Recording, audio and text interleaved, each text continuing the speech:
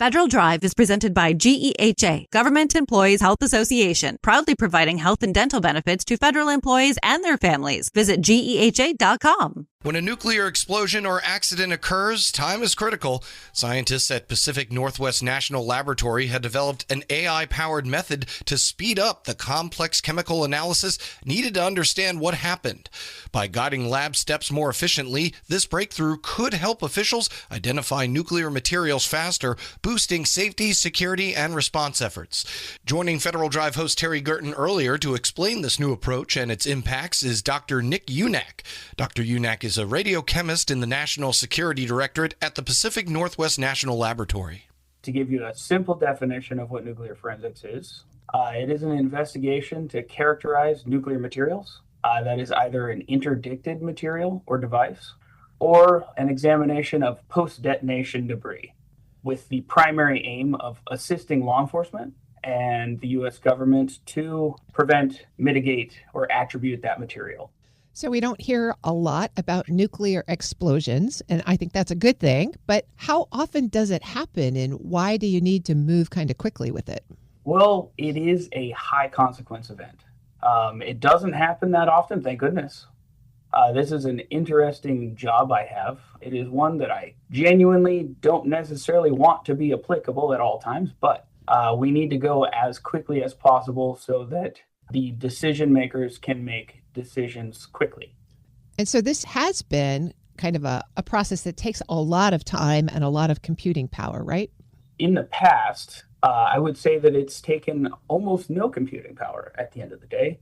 Generally speaking, a nuclear forensics investigation requires a tremendous amount of tedious laboratory work.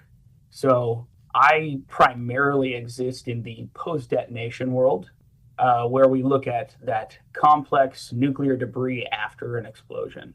I'm going to set the table, if you don't mind, real quick.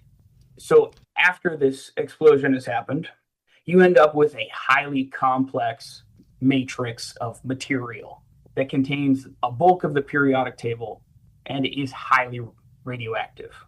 The difficulty in that is that many of those radioactive elements that comprise that material provide a piece of the puzzle that allows us to understand that event better.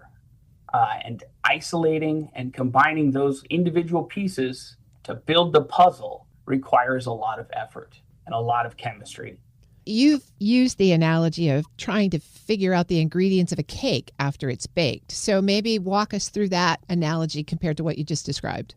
Of course. So this nuclear debris is like a baked cake. It's got frosting, it's got flour, eggs, sugar, all of those ingredients combined. And I don't necessarily know where each of those ingredients came from, or how they were mixed, or the proportions that they were mixed.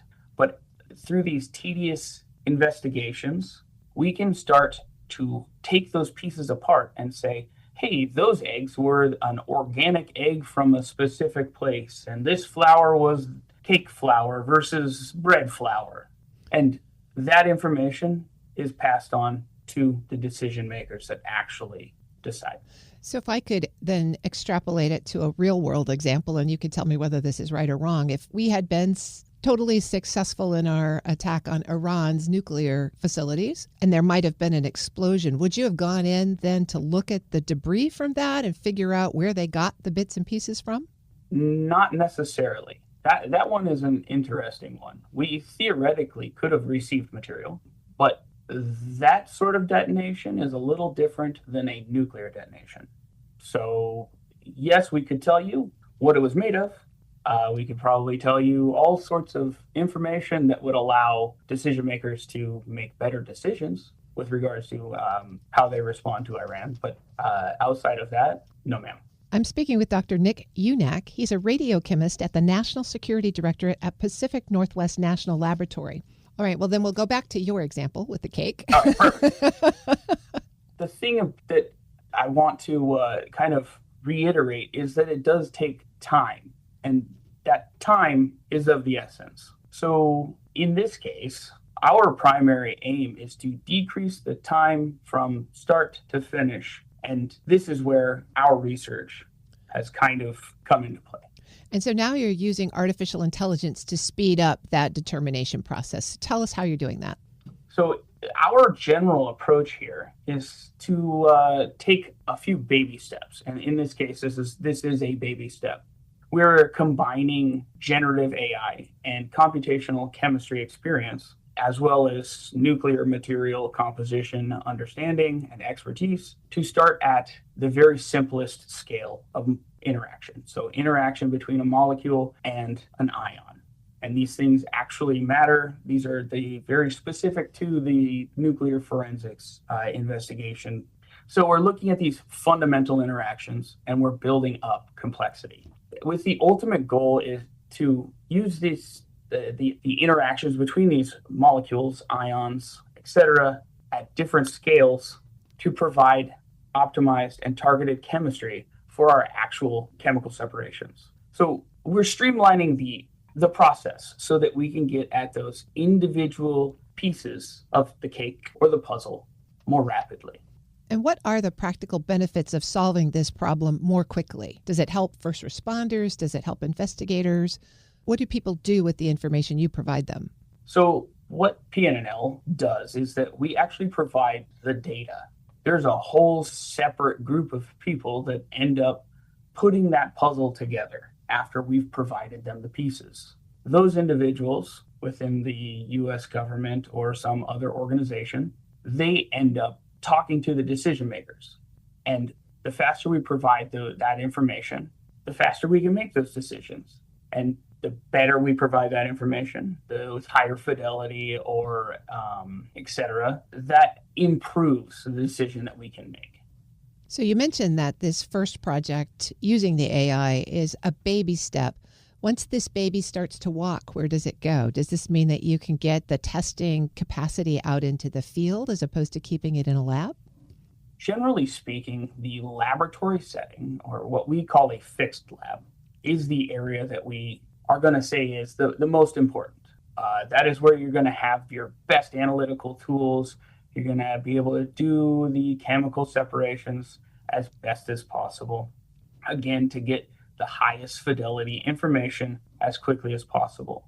The aim is that we'll build a tool that allows us to do predictive chemical separations to make that incredibly fast, incredibly targeted, so that we can get the materials, those radioactive elements that are the highest impact faster.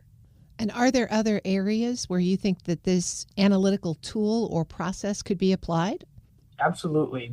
The overall approach is not unique to nuclear forensics. Nuclear forensics just happens to be like the test case, or it just happens to be my field of expertise. But generally speaking, this is widely applicable to chemical separations, and it has a very easy hop to medical isotope production.